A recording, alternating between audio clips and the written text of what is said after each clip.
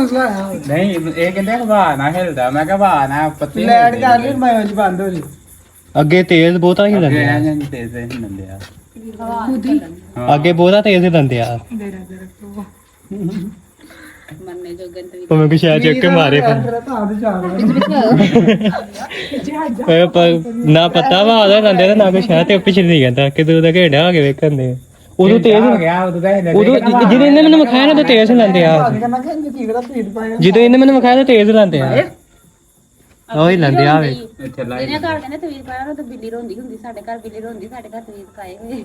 ਆਵੇ ਮੈਂ ਮੋਲੀ ਲਗਾਇਆ ਉਹਨੂੰ ਸਾਦ ਕੇ ਹਾਂ ਕਹਿੰਦੇ ਸੀ ਕਿ ਉਹ ਪੱਤੇ ਹਵਾ ਨਾ ਹਿਲਦਾ ਮੈਂ ਕਿਹਾ ਹਵਾ ਨਾ ਹਿਲਦਾ ਮੈਂ ਕਿਹਾ ਸੀ ਵਾਹਨ ਪਤਾ ਨਹੀਂ ਲੰਦੇ ਆ ਵਾਹ ਤੇ ਚੱਲਣ ਨਹੀਂ ਤੇ ਅੱਗੇ ਜ਼ਿਆਦਾ ਹੀ ਲੰਦੇ ਆ ਬਹੁਤ ਹੀ ਲੰਦੇ ਆ हमारे घर भी बहुत रोती ਏਦਾਂ ਨਾ ਹਿਲਦਾ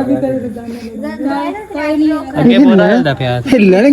हिलाया तो हिलन हिलन क्यों गया ਅੱਜ